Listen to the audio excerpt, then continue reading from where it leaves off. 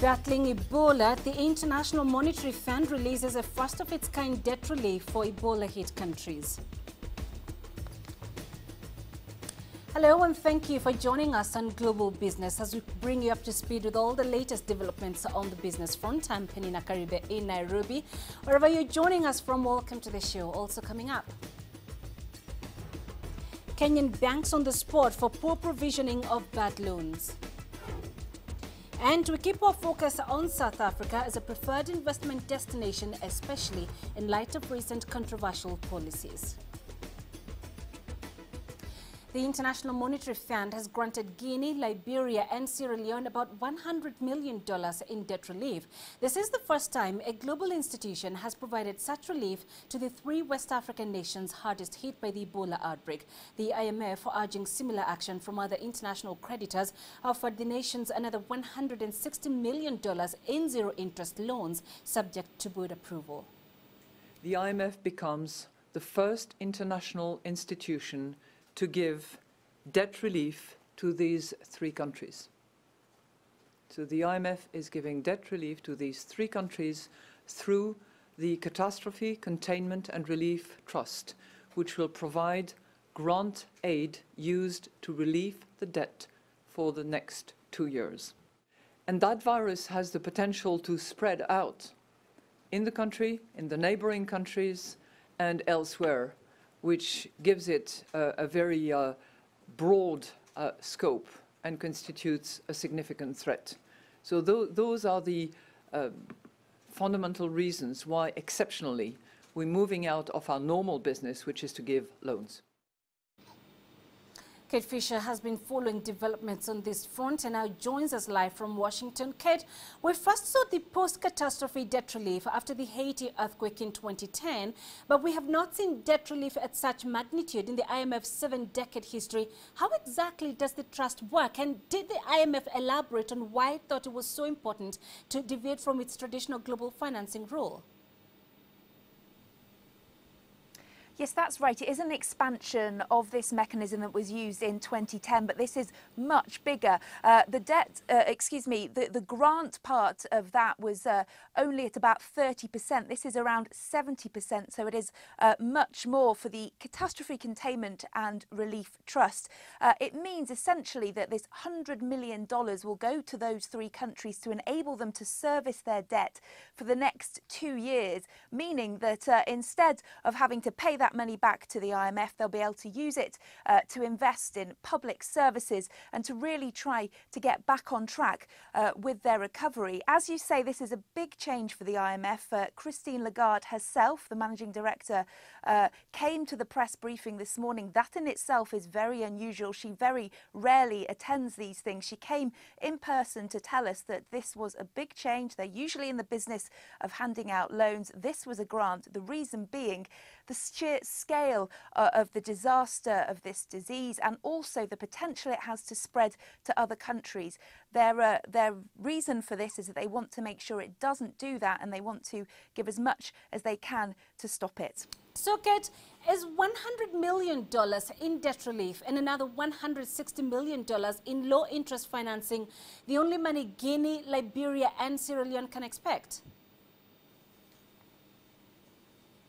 Yes, this is all on top. We should just remind viewers that this is on top of a $130 million loan that was given to these countries in November. So this is all extra on top of that. But yes, it's likely they can expect more. Christine Lagarde was very clear this morning that she is calling on all international creditors to these countries to follow suit. She wants everybody who has lent money to these countries to offer debt relief. And she's calling on that. She's going to Istanbul on Monday to the G20, where she will be petitioning those creditors to follow the suit of the IMF. And she said that she has at least one creditor who has agreed to do that. She wouldn't give us any more details, but she says she expects many more announcements next week. And we should just say that the World Health Organization says that actually cases of Ebola have been growing in the last week in all three countries, which is the change. It had been declining, but it has started to grow again. This is why she says it is so important that we give this money and this help to those three countries. All right, some much appreciated, I'm sure, relief from the IMF. Kit Fisher live for us in Washington. Thank you. Now, the International Monetary Fund, meantime, has expressed concern that Kenyan banks are not setting aside enough cash to shield themselves against the growing mountain of debt. The global lender of last resort is quoted in local media saying that while Kenyan banks are profitable and well capitalized, failure to adequately provision for bad loans was raising eyebrows. Under provisioning for bad loans helps banks to report better profits, but exposes them to financial difficulty and even possible collapse in the event that a large number of borrowers fail to meet their debt obligations. The steep rise in the mountain of bad loans has been attributed to poor performance of the tourism sector, a slowdown in agricultural exports, and the government's delay in paying contractors. Ghana has been suffering daily blackouts, which will hurt its gold production if it continues, according to the country's Chamber of Mines. Suleiman Ukoni told Reuters that the power cuts had led to very high costs against low margins. Electricity from the national grid makes up around 30% of mining production costs in the country. The government has asked mines to provide a third of their power needs from diesel generators. Gold is one of the West African states' main revenue earners, but the industry has been affected by a fall in global prices. Ghana's main gold producers include Africa's top bullion producer Anglo Gold Ashanti, Newmont and Goldfields. Now, another country grappling with electricity shortages is South Africa, where business confidence registered its lowest start for the year in nearly 2 decades. Business confidence edged up to 89.3 in January from 88.3 in December, according to the South African Chamber of Commerce and Industry. But the level was the lowest January print since 1997 and does not project an improved state of affairs for the business mood this year. South Africa's economy is expected to grow by 2.5% this year, from an earlier estimate of 3.2%. Current electricity constraints could further strain growth. Power utility Eskom has warned that rolling blackouts would become an almost daily occurrence over the next 3 years as it battles to meet demand. Now, as reported on Wednesday, South Africa remains an attractive investment destination. That's according to several indices and international reports. Its strong financial system, open trading stock exchange and high liquidity, as well as its sound legal system, are cited as key strengths. Tonight, Angela Kopler takes a look at whether pending legislation may change this view and whether foreign job seekers are still looking at South Africa as a potential employment destination. Foreigners in South Africa are having a bit of a tough time at the moment, and while the country is attracting FDI, a piece of proposed legislation covering the security sector could have far-reaching consequences. The issue is Clause 20 in the Private Security Industry Regulation Amendment Bill, which restricts foreign ownership in businesses in this and related sectors to just 49%. From a concern point of view, it's not only the traditional guarding companies, but the definition has been extended to include importers, manufacturers and suppliers. The security industry at the moment is valued at around $5 billion turnover per annum. It employs around 440,000 people, and it's the biggest employer of entry-level staff in the country. The traditional companies as registered, as we know, ADT, which is Tyco, G4S, Securitas and Chubb, for instance, those companies, to operate in South Africa, you need to be registered with a regulator, which means you need to be a South African citizen. So none of those companies are managed or controlled by foreigners. While the sector waits for clarity on the legislation, there is a far more pressing problem elsewhere. As it is right now, South Africa is suffering from a skills shortage, specifically in the energy sector, and those much needed skills are waiting on the sidelines trying to get into the country. But it appears that Home Affairs and the embassies haven't got their messages straight.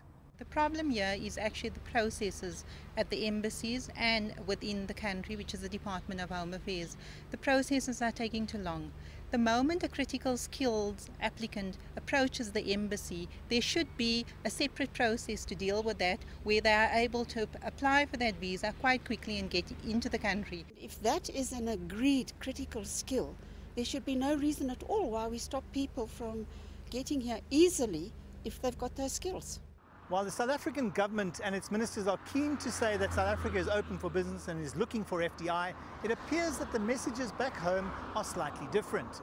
As an organisation, we often wonder what motivates government to do what they are doing, because they so often say that South Africa is open for business, and the motivation behind the activities that they indulge in and the legislation that they try to put on the books has got the exact opposite message across the globe. Investors looking to invest in a country will look at the long-term prospects. They'll also look at the fact that they need to bring qualified staff in to do certain key functions that might not be available in the country. And South Africa here falls short. I'm Angelo Coppola for CCTV in Sandton, Johannesburg. And Angelo Coppola now joins us live for more from Johannesburg. So, Angelo, a slow start for business confidence this year, in fact the slowest in nearly 2 decades. What are the projections going forward in an economy that's already reeling from effects of power cuts and a weakening rand? Well, Panina, the prognosis isn't good. The SACI economist that we chatted to, Richard Downing, said that the uncertain international environment is also going to affect business and investor confidence locally. And he's suggesting that in the short term, the future looks almost indifferent for all the reasons that we know and that we've heard about over the past couple of years. High unemployment, uncertain electricity supply, low international interest rates, and perhaps more importantly, the sluggish economic growth within some of our trade partners. So it's not a good picture looking forward. And as he put it, the business confidence index is muddling along. So it's kind of going laterally. Panina? Let's talk about the Eskom power cuts, Angela. Do we have an idea of how much loss the economy is suffering from these blackouts? Strangely enough, we do. And I asked a leading economist to quantify this, and his calculations were astounding. He suggests that Eskom has cost the country's GDP around 1% per annum since 2008. That's a frightening $24 billion, or as he put it, the cost of one presidential homestead every 2 days. Other economists are suggesting that that figure is closer to $30 billion and climbing steadily. Paulina? Oh, that's huge, Angelo. We did speak, you and I, Wednesday, and you said that despite calls for government to end Eskom's monopoly, the government isn't likely to do that. And of course, analysts are saying current electricity constraints could further strain growth. So how is the government planning to turn around the currently struggling economy? Well, the South African government is very good at plans. It currently has 2 policy documents that they suggest guide their thinking. There's the well-known National Development Plan, or the NDP, and its Pakisa spin-off. And then there's the lesser-known Strategic Development Framework. Both of these, the economists tell me, are solid plans on paper. But there appears to be a bit of a disconnect between the plans and the actions that are undertaken. That's according to some economists. Business leaders and analysts I've spoken to have suggested that the plans and action are in fact very far removed from each other. And analysts have called on government to implement the plans that they have in place. And so we live in hope that some action will be forthcoming. Panina? Right, so next week, Angelo, President Zuma is expected to give his State of the Nation address. What are the key economic policies he's expected to address? Well, we generally have a good idea of economic and monetary and fiscal policy from the medium-term budget policy statement that happens in October that's presented by the finance minister. So it's unlikely that President Zuma is going to make any major policy announcements next week. We're hoping that he doesn't announce another new plan because we've got 2 of those in place already. And he can probably look at providing clarity on how government plans to cut its operating costs. Government is still the biggest employer in South Africa. We also know that privatization isn't on the table, given the recent bailouts to South African Airways and Eskom. And there is, on a business level, some suggestion that we need to hear more about employment creation incentives now that the general election of last year is behind us. Panina? All right, Angelo, thanks very much, as always, for joining us. Angelo Coppola live for us in Johannesburg. Now, let's take a look at the markets. And we saw mainly a splash of red across the major bourses that we track here on Global Business, except the Nairobi Securities Exchange, which gained by just over 0.25%.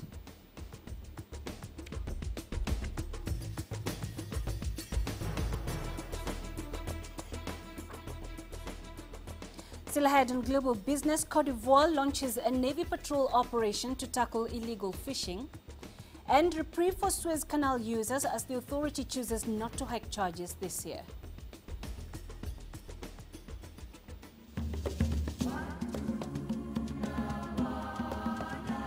Sustainable development and a commitment to developing partnerships with Africa.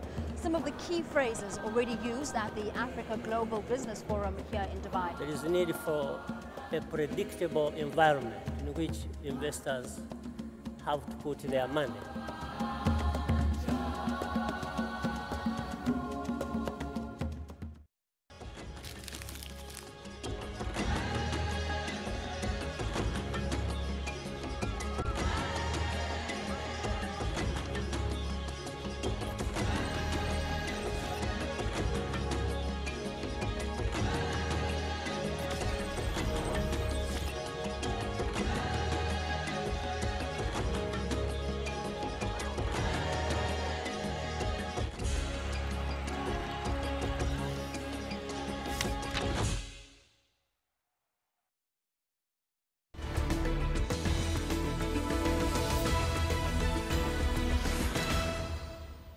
You're watching Global Business. Welcome back. Cote d'Ivoire launched a new Navy patrol operation aimed at boosting maritime security and fighting illicit fishing in the Atlantic Ocean. West Africa is recognized as one of the world's richest fisheries grounds, teeming with snapper, grouper, sardines, mackerel and shrimp, but loses up to $1.5 billion worth of fish each year to vessels fishing in protected zones or without proper equipment or licenses. Voldy Carolso has more. For many communities living along the sea line in West Africa, fishing has been a way of life for centuries. Côte d'Ivoire is recognized as one of the world's richest fisheries grounds, teeming with snapper, grouper, sardines, mackerel and shrimp. The country loses up to $1.5 billion worth of fish each year to vessels fishing in protected zones or without proper equipment or licenses. Illegal fishing has decimated stocks in the area, forcing many to travel further out to sea to catch enough to make a living.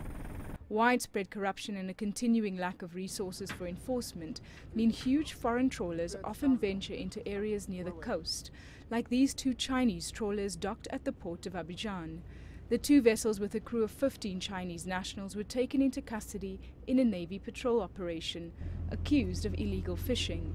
This is just one of many successful operations Côte d'Ivoire's Marine Patrol Unit has carried out.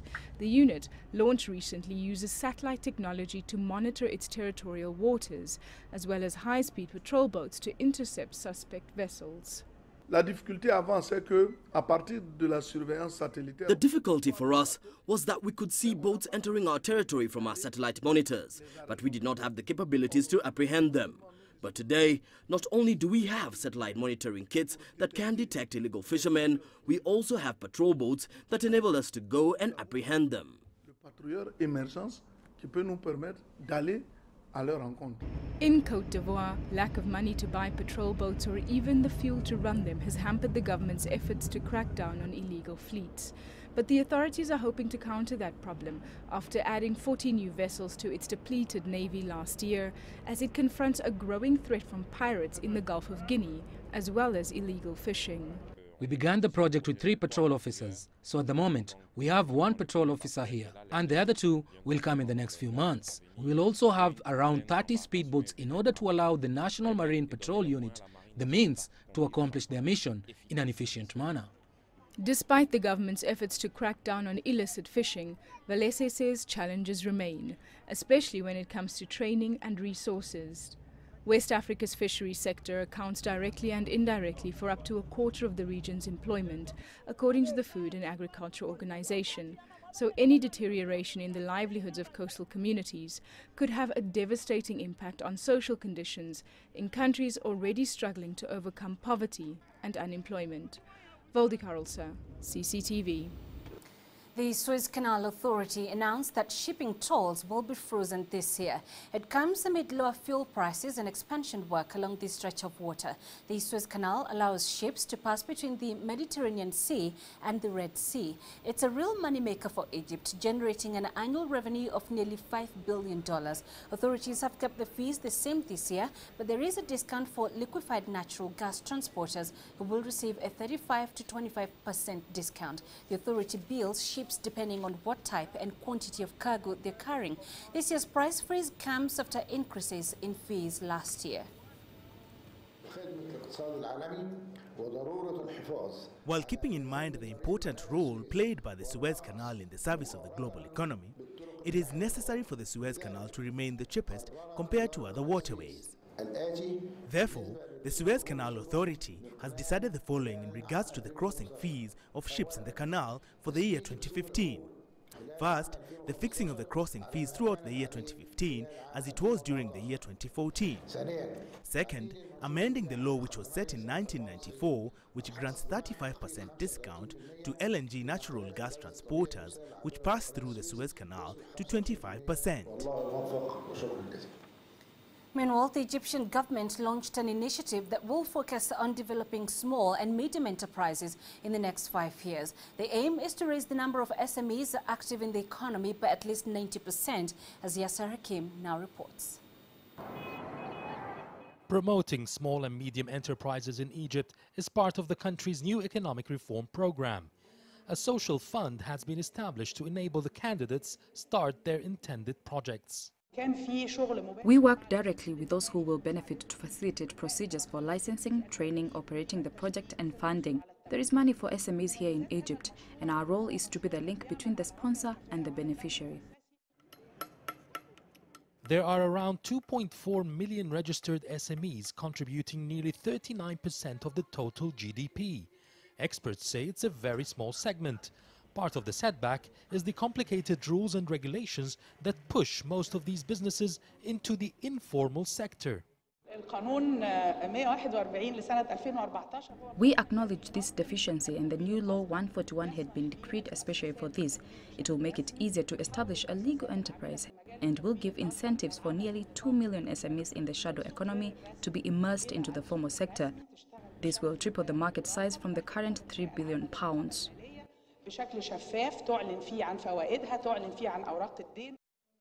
Egypt is working with several countries on this project, notably Canada, that contributed the highest budget. We finally hit the $1 billion mark of support to Egypt, and so this is a great message that for over $1 billion we have worked diligently and assiduously to try to do extraordinary things in developing this country, and we have had a significant focus on youth, and I think that continues to be a very important component of development and economic growth in this country, given the demographics. Women, marginalized workers, looking at the possibilities for entrepreneurs and potential business owners. Youth and women in rural areas are the main target of the project to help alleviate poverty in the villages and shantytowns. SMEs employ about 85% of the total workforce, so developing this sector will not only boost the economy, but will also reduce the unemployment rate that had reached 15% in 2014. Yasser Hakim for CCTV, Cairo. Let's take a look now at some commodity prices. And gold rose for a second session on Thursday, supported by uncertainty in Greece that has cut investor interest in risky assets and China's efforts to spur its slowing economy.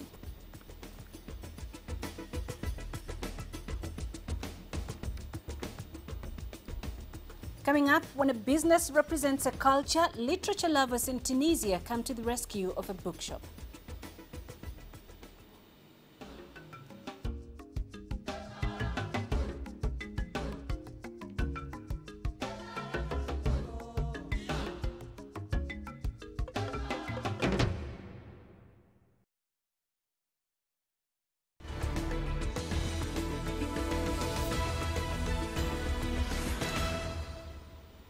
Literature lovers launched a campaign to save a Tunis bookshop. The passion of the bookseller was under threat after the shop's owner, Abir Riahi, succumbed to financial difficulties she said were forcing her to close the doors. But her fans were not about to let go, because to them it was more about losing a culture than merely losing the bookshop. The story makes our grassroots segment tonight. Books line the shelves, tables, and even the counter of this bookshop in the outskirts of Tunis. The smell of paper fills the air. But to the shock of loyal fans, The passion of the bookseller is now under threat. After 3 years in charge, the shop's owner Abe Riahi says financial difficulties are forcing her to close the doors. Riahi thinks people read less and purchase books online rather than from shops.